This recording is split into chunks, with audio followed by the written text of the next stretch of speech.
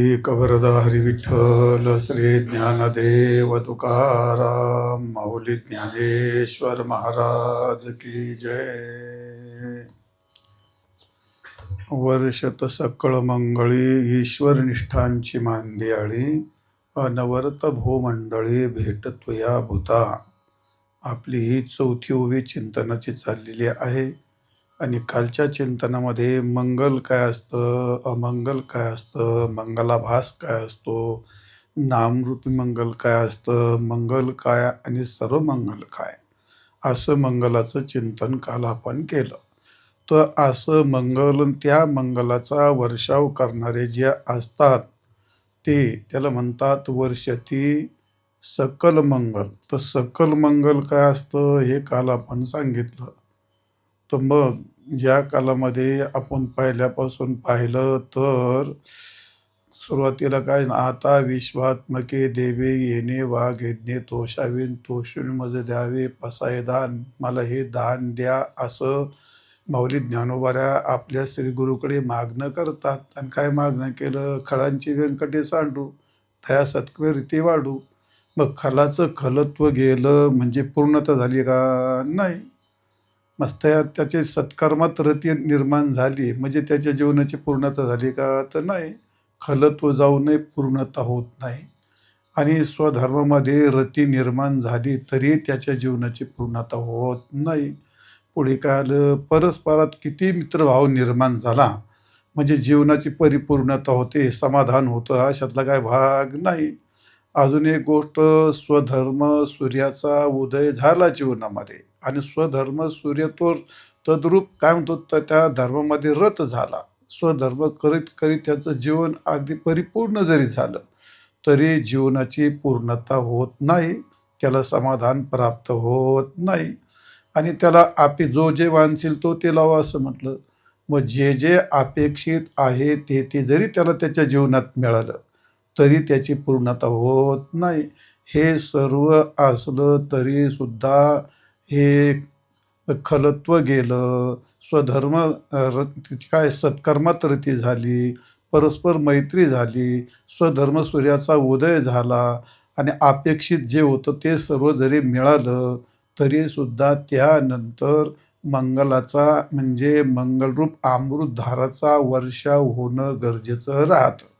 आणि त्या अमृतधाराचा वर्षाव झाल्याशिवाय त्या जीवनाची समाप्ती होत नाही किंवा त्या जीवनाची पूर्णता होत नाही किंवा त्यालाच तो समाधानाला प्राप्त होत नाही. तर अमृतधारेचा वर्षाव करायचं म्हणजे कोणती, तर ते सकल मंगल अशी अमृतधारा. आणि सकल मंगल अमृतधारा कोणती, ते भगवन नाम किंवा भगवत प्रेमाची भक्ती. हाच कोणी एक संत, हेच कोणी मेघ आहेत आणि त्या मेघाच्या द्वारा भक्तीचे अमृतधारेचा वर्षाव किंवा ज्ञानामृतधारेचा वर्षाव, त्यालाच काय म्हणतात, नामामृत धारेचा वर्षाव किंवा ज्ञानामृत धारेचा वर्षाव. आणि सर्व काल अखंड असं सकल मंगल जगात फक्त एकच आहे, ते म्हणजे भगवत भक्ती. हे एक सकल मंगल आहे.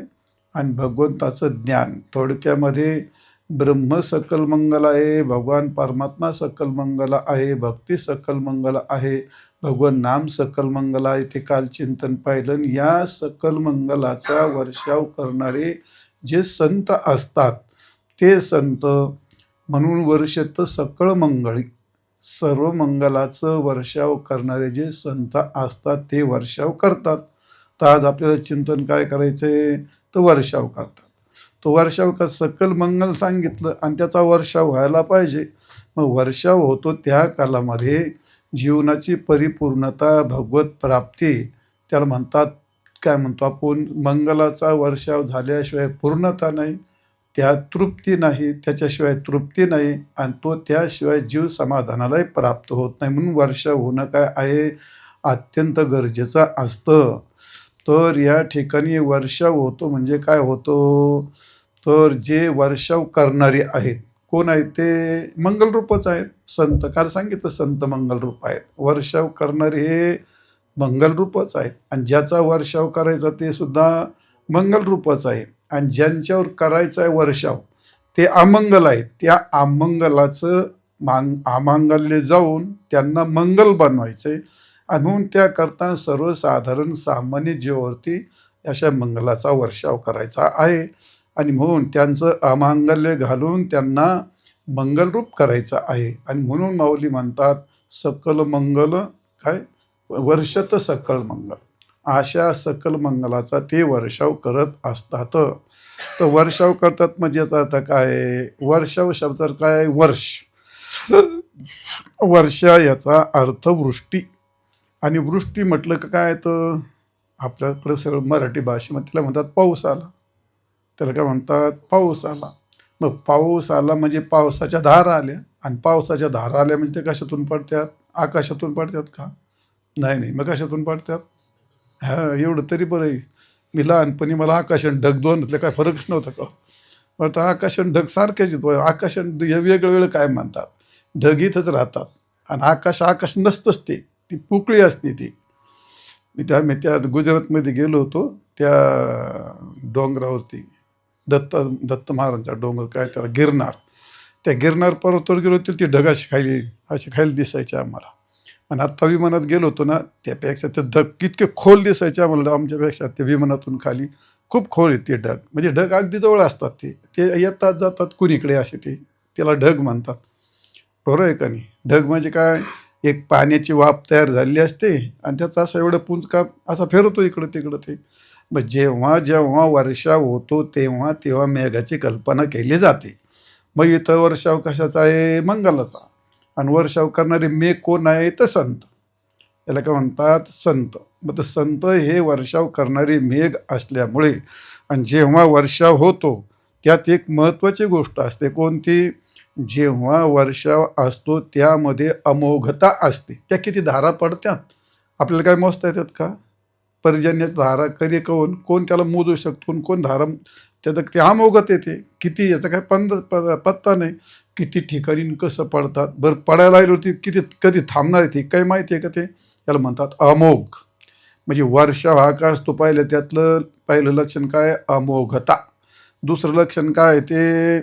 तर अमोघता जसं आहे तसं त्याचप्रमाणे अमर्याद.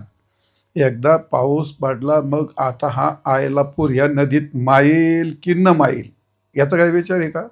काय नाही, ते सगळं काठबीट सोडून काय वेळेला गावही घेऊन जातं ते. आता नाही पाहत का आपण सध्या किती चाललेलं आहे ते हिमालयात पाहतो, ते गावाचं गावच घेऊन जातं ते सगळं, अख्खा डोंगरच खाली उचलून आणतात. म्हणजे त्यात काय त्याला काय मर्यादा राहत नसते. म्हणजे अमोघ जसं काय त्या पहिली गोष्ट काय सांगितली? अमोघता.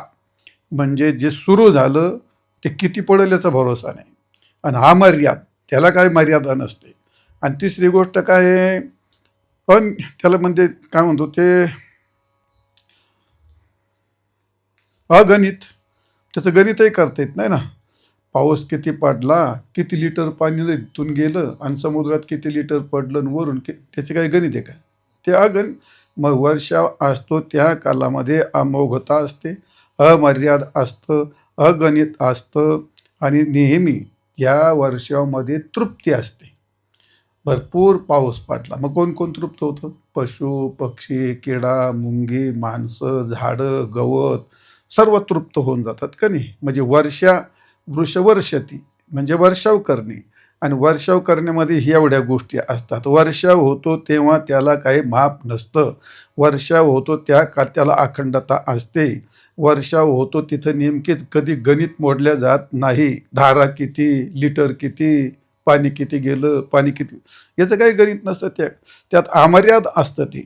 आणि मग त्यात नक्कीच असा पाऊस झाला तर त्यात पूर्णता आणि तृप्ती ही असते. हे तुम्हाला व्यवहारातलं सांगितलं. त्याचप्रमाणे इथं वृष्टी असते. ती वृष्टी करणं म्हणजे इथं संत हे मेघ आहेत. संतांना ज्ञानेश्वर महाराजांनी 9व्या अध्यायामध्ये संतांना मेघाची उपमा पुरत नाही असं म्हटलंय. हे चंद्र असतात पण चंद्राची उपमा पुरत नाही. तसं मेघ असतात. मग काय? मेघ उदार परी ओसरे, हे का नाही? मेघ उदार परी ओसरे असं आहे. मेघ उदार असतात, ते वर्षाव करतात, पण ते काय करतात? मेघ उदार परी ओसरे काय पुढे?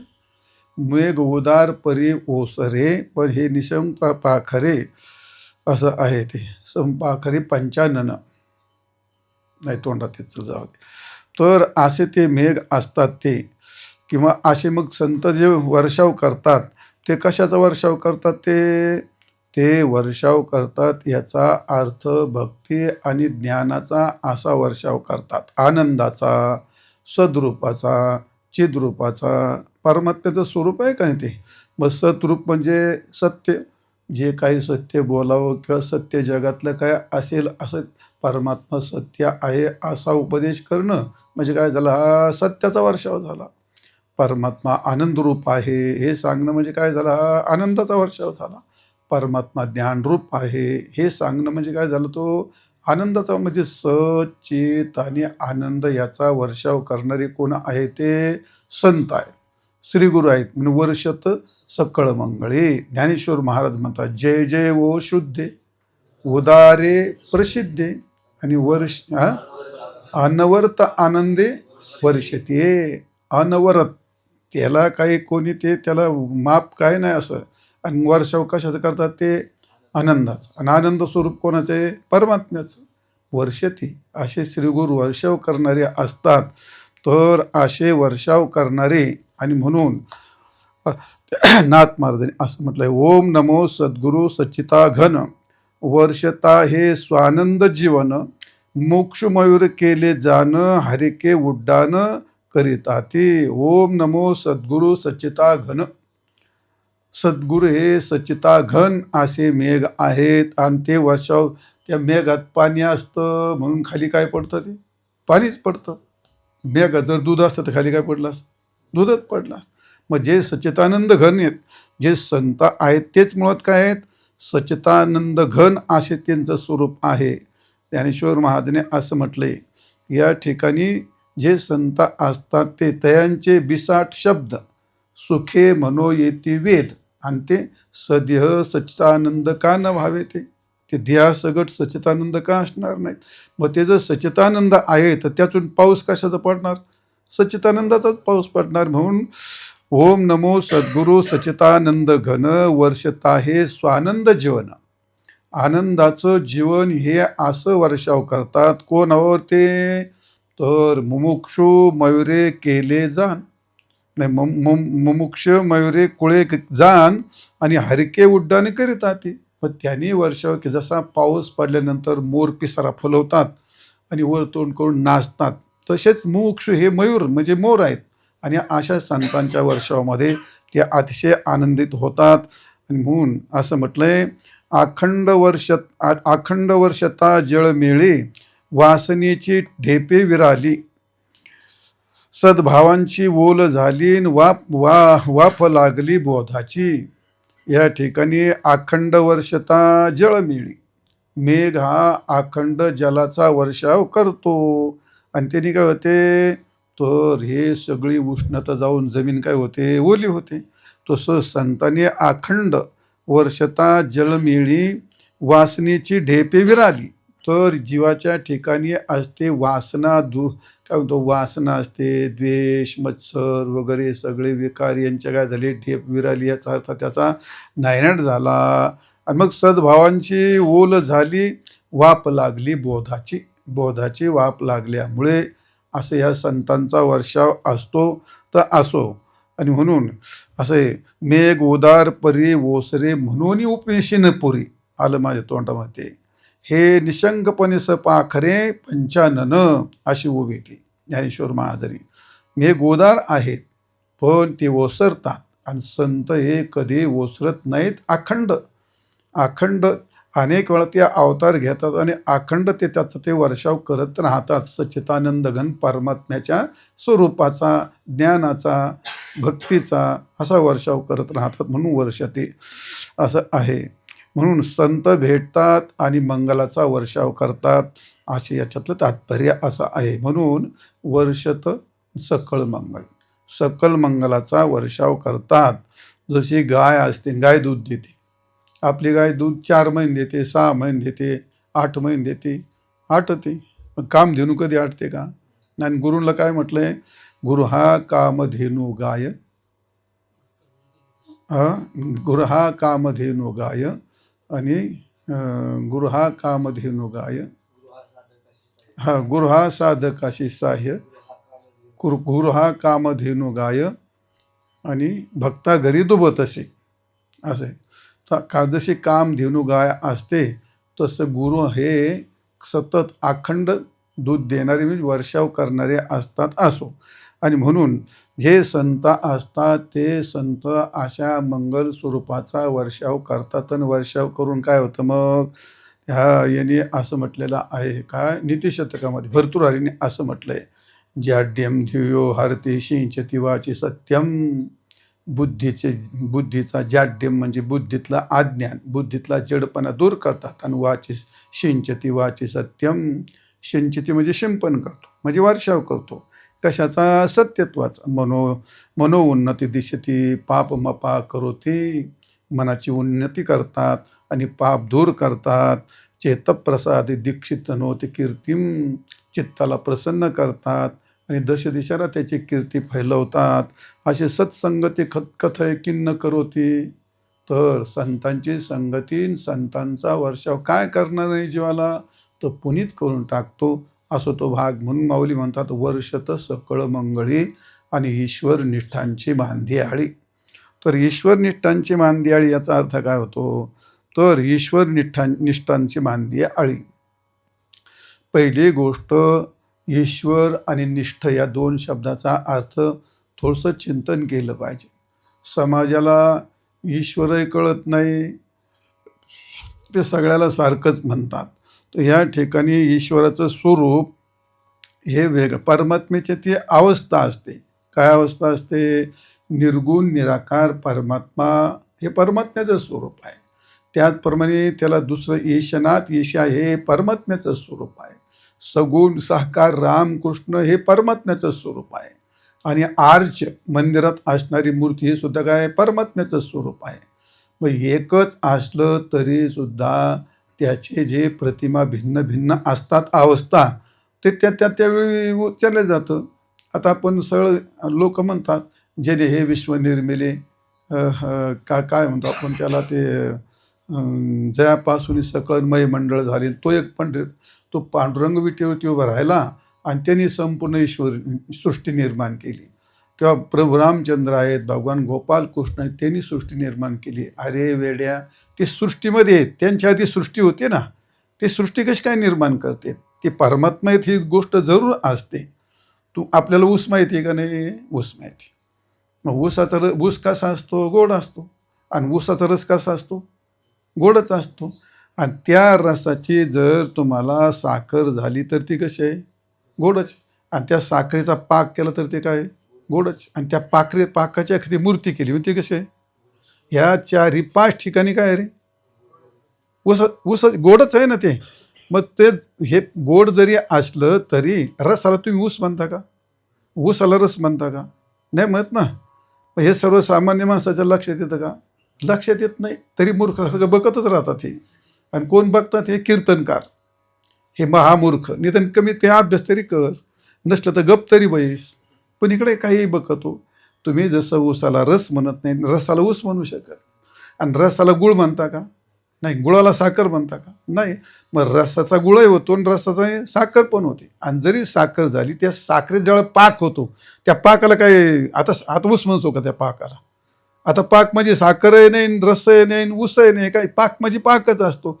पण तो ज्यावेळेला एखाद्या साच्यात वाचल्यानंतर त्यात काय होते? त्याची मूर्ती तयार होती. मग त्या मूर्तीला काय ऊस म्हणतो का तो? मग आता हे सगळं कशात झालं? हे ऊसाचंच असतं. हे सगळं ऊसाचंच असतं. आणि एका ऊसाची गोडी सगळीकडे सारखीच जरी असली तरी त्याच्या अवस्था वेगळ्या वेगळ्या असतात आणि त्याचे नाव पण वेगवेगळे असतात. तसं परब्रह्म निर्गुण निराकार परमात्मा याला परब्रह्म म्हणतात, त्याला ईश्वर म्हणत नाहीत. सगुण साकार राम कृष्ण वगैरे याला ईश्वर म्हणत नाहीत. आणि मंदिरातली मूर्ती त्याला पण ईश्वर म्हणत नाहीत. मग ईश्वर कशाला म्हणतात? ईशनाथ ईशहा. 9व्या अध्यायामध्ये वर्णन केलंय. गतिर्भर्ता प्रभू साक्षी निवास शरणम सुर प्रभव प्रलस्थानम निधानम. तिथं खाली ना, म्या बोलल्या वेदू बोले, म्या चावल्या. हे कोण आहे? प्रभू रामचंद्राचं स्वरूप आहे काय? का कृष्णाचं स्वरूप आहे? हे कोणाचं आहे? ईश्वराचं. आणि ईश्वर कोण असतो? मायाबिंबो वशीकृत्य तांस्यात सर्वज्ञ ईश्वर हा. ते ब्रह्म मायेमध्ये प्रतिबिंबित झालं आणि प्रतिबिंबित होऊन ज्या कालात विशिष्ट, त्याला काय म्हणतात? म्हणजे साभास, म्हणजे आभासासहित असा मायेसहित असं जे ब्रह्म असतं, मग त्याला शबल ब्रह्म असं म्हणतात आणि त्याला ईश्वर असं म्हणतात. आणि त्याने येतो वा इमानी, वेदात असं म्हटलं, येतो वा इमानी भूतानी जायन्ते येन जातानी जीवन्ते यत् प्रयन्ति अभिसंविशन्ति तद्ब्रह्म. बाई हे काय वर्णन केले? येतो इमानी भूतानी जायन्ते, याच्यापासून सगळे भूत निर्माण झाली. म्हणजे कोणी? ब्रह्मापासून. मग काय रामकृष्णापासून का मंदिरातल्या मूर्तीपासून? कोणापासून? माया आणि ब्रह्म यांचा संबंध होतो. ईश्वराला कोणता आकार नसतो, त्याची मूर्ती नसते. हे तर कळून घेतलं पाहिजे का नाही? का ज्ञानेश्वर तुकाराम आंधळ्या पांगळ्याचा एक विठोबा दाता प्रसवाला विश्व. मग तो त्या तिथं प्रसवाला विश्व कोण येतो? ईश्वर घ्यायचा. जयापासून सकळ मंडळ झाले, हे कोण येते? ईश्वर आहे तो. पण त्याच्यात काय म्हणलं? जयापासून सकळ मंडळे झाले. मग जयापासून सकळ मंडळ झाले, तो इथं आयला सगुण. तोच नेनो ब्रह्म मार्ग चुकले, उघडे पंढरपुरा आले, पुढे भक्ते पुंडलिके देखिले विटेवरी. आणि पुढे काय? मग तो हायचा अर्थ काय? तो परोक्ष आहे. तो त्याला तो प्रत्येक ठिकाणी तो शब्द कोण आहे? तो ईश्वर. आणि हा शब्दाने कोण आहे? सगुण साकार. रूप पाहता लोचनी सुख झाले हो साजनी. पुढे काय आहे? तो म्हणजे ईश्वर किंवा परब्रह्म, त्याच्या पलीकडचा तो सहा गेलं ना. सहा म्हणजे तो म्हणजे कोण? परोक्ष असणार. तोच हा म्हणजे विटेवरचा असणार. तो हा विठ्ठल आणि तोच हा माधव. बरवायचा अर्थ काय? सुंदर दिसणारा सगुण साकार असं म्हटलं का नाही? मग तसं इथं काय? तिथं तो हा जयापासून सकळ महिमंडळ झाले, हे झालं ठीक. पण मग इथं तो जयापासून सकळ महिमंडळ झाले आणि तो एक पंढरीचा राणा. तो एक पंढरीचा राणा म्हणजे कोण? सगुण साकार.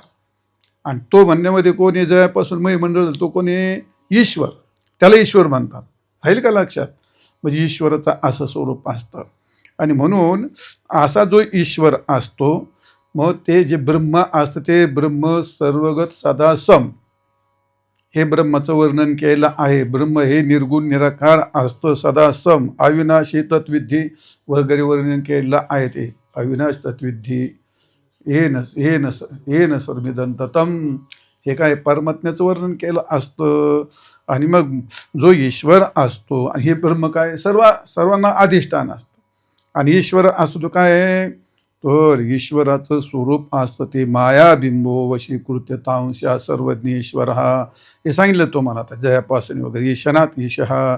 आणि सगुण साकार दिशे सगुण हा स्वरूप सुंदर हा परिव्यापुनीय ठेलाचार. आता इथं सांगितलं की दोन, हे कळावं लागतं. हे दिशे सगुण हा स्वरूप सुंदर, पण तोच परिव्यापुनीय ठेलाचार हे कोणा सांगितलंय?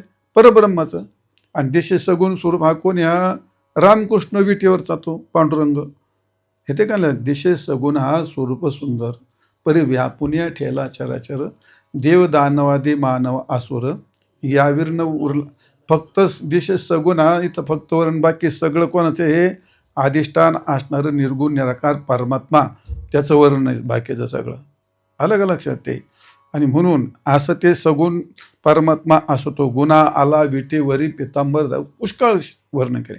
आपण रूपाची मालिका म्हणतो किंवा दुसरी सुंदर ध्यानती मालिका, ती सगळी सगुण साकाराचे वर्णन केलं आहे. इथे काय लक्षात? कोणतं सदमाचे डोळे, आवडे हे रूप, काय जनिदृष्टी लागू, हे सगळे कोणाचे? ते सगुणाचं वर्णन केलं असतं. तिथे असो भाग ते असा सगुण साकारण. शेवटी चौथी अवस्था कोणती? ती आरची त्याला म्हणतात, मंदिरातली मूर्ती. जाऊ द्या, फार विस्तार झाला. ईश्वरनिष्ठ सांगायचं होतं. ते असे ईश्वरनिष्ठ असतात. तर ते ईश्वरनिष्ठ म्हणजे काही वेदनिष्ठ असतात, आणि काही गुरुनिष्ठ असतात, काही ईश्वरनिष्ठ असतात, काही ब्रह्मनिष्ठ असतात. तर निष्ठ याचा अर्थ काय असतो? निष्ठ शब्दार्थ काय? निजनिष्ठ. निष्ठ शब्दाचा नितराम तिष्ठती ती निष्ठा. नितराम तिष्ठती म्हणजे स्थित, म्हणजे काय, स्था धातू आहे, स्था तिष्ठती म्हणजे एका जागेवर स्थिर राहणं. कारण म्हणजे तिष्ठती ती म्हणजे थोडक्यामध्ये निश्चल. तिष्ठती याचा अर्थ काय आहे, नितराम तिष्ठती. याच्या उपसर्गाने त्याचा एक वेगळा अर्थ होत असतो, पण तिष्ठती याचा अर्थ एक लक्षात घेतला पाहिजे, स्थिरता म्हणजे निश्चय. ज्याचा निश्चय असतो म्हणजे तो निश्चय कसा येतो, तो स्थिर असा निश्चय, त्याला म्हणतात निष्ठ, निजनिष्ठ.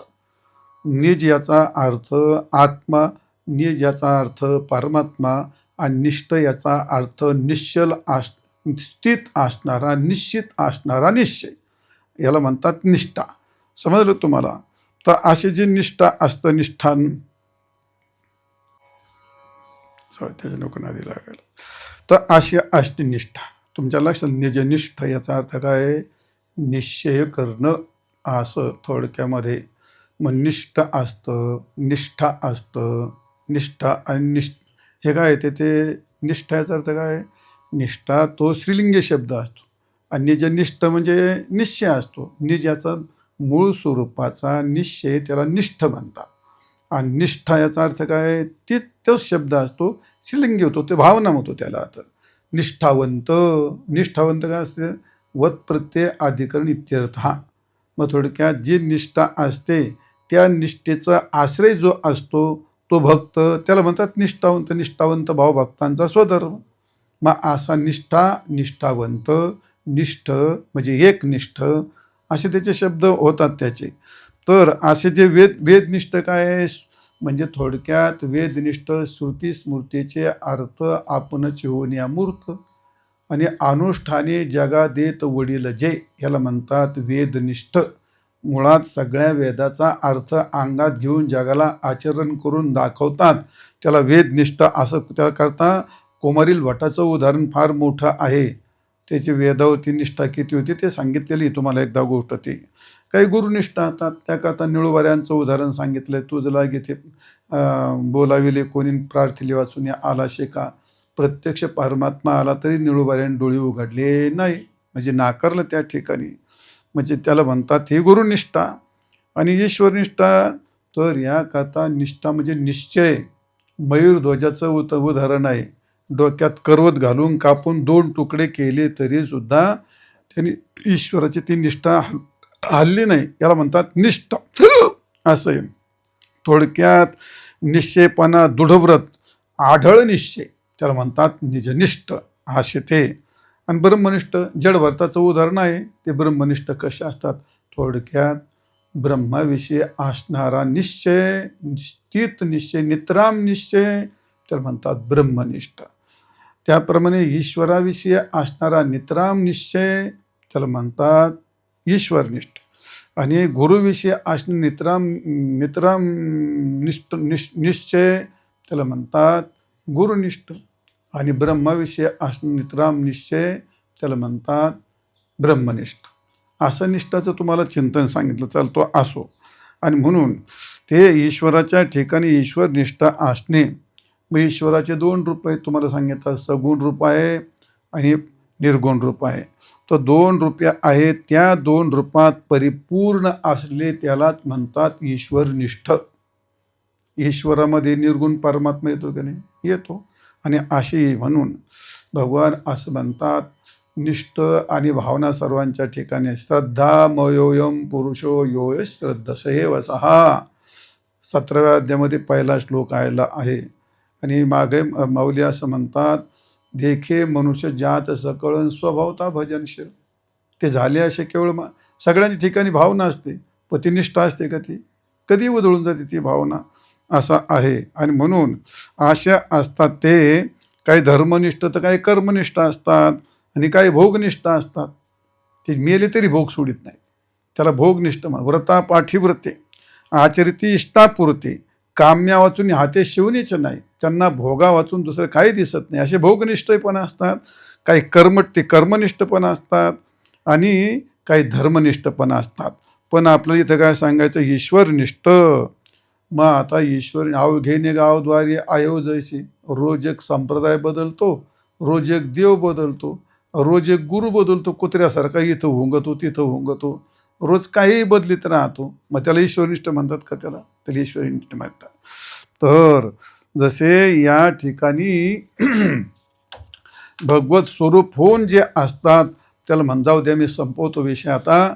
तर ईश्वरनिष्ठ याचा अर्थ सच्चिदानंद असणारा परमात्मा, त्याच्याबद्दल असणारा निश्चय. मग परमात्म्याचं स्वरूप सद्रूप आहे, ते त्रिकालाबाध्यत्वम असं सत आहे. जो सद्रूप झाला त्यालाच म्हणतात ईश्वरनिष्ठ. देश काल वस्तू भेदमावळाला ना आत्मा निर्वळाला जो सद्रूप झाला आहे. एक दुसरी गोष्ट काय, तो चिद्रूप. म्हणजे चिद्रूप म्हणजे काय? काय या ठिकाणी चेतेती चेतन ज्ञानरूप झाला असतो. जो ज्ञानरूप झाला असतो, निरंजने आम्ही बांधलेले घर नित्यनिरंतर राहू तेथे, असा जो चिद्रूप झालेला असतो. आणि दुसरा आनंदरूप झालेला असतो. आनंदरूप म्हणजे काय? दुःखाभाव. जो आनंदरूप आहे, अवघाचे आनंद काय, अवघे काय, अवघे आनंदाची सृष्टी झाली. कुठं आलं ते? काम क्रोध लोभ निमाले ठाईच आणि अवघी आनंदाची सृष्टी. अवघी आनंदाची सृष्टी झाली म्हणजे काय झालं? तो आनंदरूप. जो सद्रूप झाला, जो ज्ञानरूप झाला आणि जो आनंदरूप झाला, असा परमात्मा स्वरूप झाला, तोच असतो ईश्वरनिष्ठ. असे संत महात्मे ईश्वरनिष्ठ असतात. आपली भावना कोणाची कधीही उधळते, ते दाखवण्यापुरती निष्ठा असते.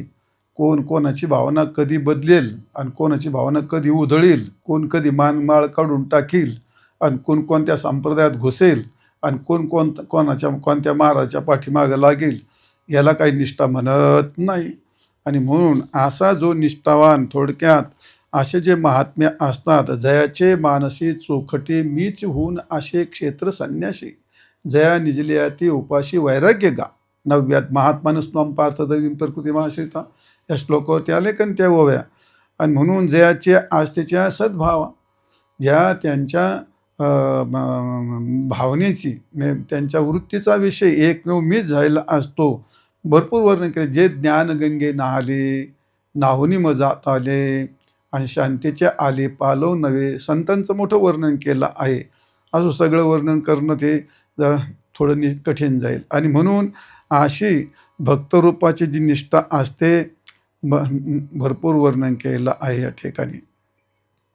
ते अशा असतात ईश्वरनिष्ठ. थोडक्यामध्ये ज्ञानाने भक्तीने परिपूर्ण आहे तेच ईश्वरनिष्ठ असतात. उदाहरणार्थ शुकाचार्य तुम्हाला सांगतील ती सगळी उदाहरणं सांगायला, तर त्या पसायदान सांगितलं तेवढी सगळी उदाहरणं सांगितली होती. एवढं सांगायला जमत नाही आपल्या या ठिकाणी. म्हणजे रंभा ज्या काळात शुकाचार्याकडे गेले त्या काळात ईश्वरनिष्ठ परिपूर्ण असल्यामुळे त्यांची वृत्ती हल्ली नाही, असा आहे. आणि म्हणून थोडक्यात ज्ञानाची माहिती असली म्हणजे तो ज्ञाननिष्ठ होत नाही. ईश्वराची माहिती असली म्हणजे तो ईश्वरनिष्ठ होत नाही. मग त्याच्याकरता ते अंगभूत असावं लागतं. त्याचं काय, महाभारतामध्ये एक धर्मपाल नावाचा मनुष्य होता. तो जेवण झालं का रोज कावळ्याला अन्न खाऊ घालायचं. इतके कावळे जमायला लागले, इतकं अन्न खायला घातले त्यांनी, ते कावळे धष्टपुष्ट झाले. आणि त्या कावळ्यांचा एक थवा तयार झाला. आणि त्यानंतर वरून एक दिवस हंसाचा थवा आला. त्या कावळ्यांनी ती टिंगल करायला सुरुवात केली. कावळे म्हणले या इकडे म्हणले. मग त्यांना विचारायला सुरुवात केली. काय म्हणले, तुम्हाला काय काय जमत आहे म्हटले, तुम्हाला उडायला जमतं का म्हटले. म्हणजेच काय रे म्हणले, तुला उड्डीयन येतं का, आडियन येतं का, डीन येतं का, पट्टी काय त्याला म्हणतात ते, म्हणजे प्रडीन येतं का, समडीन येतं का, तिर्यक डीन म्हणजे उड्डाण. तिर्यक तुला वाकडं उडता येतं का, सरळ उडता येतं का, वर जाता येतं का. त्याहूनच म्हणलं आपण बरोबरी करून म्हणले. आपण प्रत्यक्ष चक्षुरे सत्यम, तो का म्हणे असे हातीचे कान करेन तयाशे दर्पण येईल काय आलं का, आपण लगेच उड्डाण करू म्हणले. जेव्हा कावळे आता मस्त झाले ते खाऊन, जेव्हा कावळे उडालेत आणि हंसाच्या बरोबरी चालली त्यांची. आता हंसाला माहिती आहे यांची पुढे जिरवायची. त्यांनी मोर्चा सवळाला गेली समुद्रावर. आणि जे समुद्र कावळ्यांना ताकद होती, जे जोरात चाललीत कावळे, किती पळून किती पळते. जेव्हा समुद्रात मध्य भागात गेली ना आली गायला, तर खाली काय पाण्यात उतरते ते. हंस पाण्यात उतरू शकतात आणि ते काही थकत नसतं हंसाची गोष्ट. आणि मागले घर बाहेर म्हणले आम्ही मरायला आलो. नाही म्हणले तुमच्यात फार ताकद उडा म्हणले. आता तुमचं उड्डीयन प्रउड्डीयन वक्र उड्डीयन तुमच्याकडे काय काय कला ते दाखव म्हणले आता का. मग त्या कावळ्यांना ते प्रत्यक्ष अनुभव होता कोणाचे शब्द ज्ञान होतं त्यांचं. ते तसंच असतं. ते ईश्वरनिष्ठ ही माहिती आणि प्रवचन करून होत नाही. ईश्वरनिष्ठ हे अंगभूत असावं लागतं. आणि म्हणून असे जे म्हणजे थोडक्यात परिपूर्ण जे निष्ठा असतात ईश्वरनिष्ठ सांगितलं तुम्हाला, भक्तीने ज्ञानाने अंग परिपूर्ण झालेलं असतं. त्याच्याकरता खूप मोठे उदाहरणं आहेत. भानुदास महाराजांचं उदाहरण आहे. भानुदास महाराज सुळावर दिलं पण त्यांची निष्ठा हल्ली का नाही. जनाबाईला सुळावर दिलं पण त्यांची निष्ठा हल्ली का नाही. हे उदाहरणं दिलेली आहेत, सांगितलेले आहेत हे उदाहरणं या ठिकाणी. आणि म्हणून हे सर्व उदाहरणं एकच सांगतात, असे जे संत असतात, श्री संत ज्ञानेश्वर महाराज असतील, नामदेव महाराज असतील, श्री संत तुकाराम महाराज असेल, एकनाथ महाराज असेल, जनाबाई आहे, अनेक मोठी संतांची मालिका आहे. हे सगळे काय आहेत? ईश्वरनिष्ठ आहेत. आणि यांच्याच पैकी मग ते संत गेले मग सगळे संत संपले का? आजही भूमंडळावरती असे संत मंडळ असतात. मग ज्ञानेश्वर महाराज म्हणतात अशी वर्षत सकळ मंगळी आणि ईश्वरनिष्ठांची मांदियाळी. मांदियाळी याचा अर्थ समुदाय. मांदियाळी याचा अर्थ काय? समुदाय. समुदाय याचा अर्थ थोडक्यामध्ये ज्ञानेश्वर महाराजांनी म्हटलंय, जयाने घातली मुक्तीची गावांदी आणि मेळविली मांदी. मांदी याचा अर्थ मांदी वैष्णवांची म्हणजे मेळावे एकत्र, अशी मांदियाळी. याचा अर्थ असे जे संत समुदाय आहेत तर ते असे संत समुदाय व्हावेत. मग आता संत समुदाय आहेत, मग आता हे सगळे संत जर झाले मग आता उपदेश कोणाला करतील ते? मग आता जर असे संत आहेत तर मग एवढे समुदाय झाले तर मग संतांचे दुर्लभत्व सांगितले. ते काय? दुर्लभो मानुषो देव, दुर्लभो मानुषो देव देहनाम क्षणभंगुर तत्रापि दुर्लभम मन्ये वैकुंठ. संतांची काय? संतांचा महिमा तो बहुदुर्गम. संतांची भेटी फार दुर्गम. मग एवढे समुदाय झाले दुर्गम कुठं राहिले? तर घराघरातच झाले का नाही? मग एवढे समुदाय झाले संतांचे भेटीचं दुर्लभ होतं. बहु अवघड आहे संत भेटी कुठं राहिले? मग आता एवढे सगळे संत झाले अशी शंका येईल का नाही? तर ज्ञानेश्वर महाराज म्हणतात असे संत समुदाय झालेत आणि असे संत समुदाय वर्षाव करतेत. असं म्हणण्यातलं तात्पर्य काय? जे सद्भावना व्यक्त केली. असं हो पसायदानामध्ये काय सगळी सद्भावना व्यक्त केली. हे झालंच पाहिजे किंवा हे झालंय असं नाही. खळांची सगळी व्यंकटी सांगून सगळ्या खळातली व्यंकटी गेली असं आहे का? ते सर्व खळांची व्यंकटी जावो असं म्हटलंय. आपल्या गुरु पुढे फक्त सद्भावना, सत्कर्मात रती वाढो, एवढं. स्वधर्म सूर्य पाहो. तसं हे संत समुदाय सगळे एकत्र येवोत आणि असे अनेक समुदाय होऊन अज्ञानी जीवाला ते उपदेश करोत. असे काय सद्भावना आहे. नाही तर मग संतांचं दुर्लभत्वच नाही राहायचं ना. ही त्यांची एक सद्भावना या ठिकाणी. अनवर्त भूमंडळी भेटतो या भूत. म्हणजे जसा संग तसा समाज बनतो. कुसंगाने कुसंग बनतो आणि सज्जनाच्या संगतीने सज्जन बनतो. म्हणून या भूमंडळावरती मंगलाचा वर्षाव करणारे, ईश्वरवरती निष्ठा ठेवणारे असे जे संत समुदाय आहेत ते अनवरत म्हणजे थोडक्यामध्ये सतत या भूमंडळावरती ह्या भूतमातांना भेटो असं ज्ञानेश्वर महाराज म्हणतात. म्हणजे या ठिकाणी जेवढे दैत्य आहेत, राक्षस आहेत, गंधर्व आहेत, अप्सरा आहेत, म्हणजे विद्याधर आहेत, जेवढे नाग गुह्यक हे सगळ्या थोडक्यात किडा मुंगी आस्तंभपर्यंतम म्हणजे मुंगीपासून ब्रह्मदेवापर्यंत सर्वांना संतांची गरज असते. आणि म्हणून वैश्यापासून आपलं वैश्यशूद्रापासून तर खगमृगापर्यंत सर्वांना केवळ सत्संगतीनेच प्रत्येक युगामध्ये भगवान सांगतात त्यांना माझ्यापर्यंत येता येतं. याच्याशिवाय माझ्यापर्यंत येता येत नाही. आणि म्हणून काय वाणू आता न पुरे ही वाणी आणि मस्तक चरणी ठेवी तसे. संतांचा महिमा इतका दुर्गम असला तरी पापताप दैन्य जाय ओठा ओठी आणि झाली भेटी. हरिदासाची भेटी झाली का पाप ताप दैन्य सर्व जातं. याचाच अर्थ काय? संत भेटल्याच्या नंतर ते सर्व संत भेटून उपतिमंगलाचा वर्षाव केला तर जीवाचे पाप ताप निवृत्त होतात. किती भरपूर वर्णन केलं ते सगळं कवर तुम्हाला सांगत बसू. तर अशा हे सृष्टीच्या अनादी कालापासून आत्तापर्यंत सदैव मानवी जीवनामध्ये संत भेटत आलेत. उपदेश मंगलाचा वर्षाव केला आहे. अनेक जीव ह्या ठिकाणी मुक्त झाले आहेत.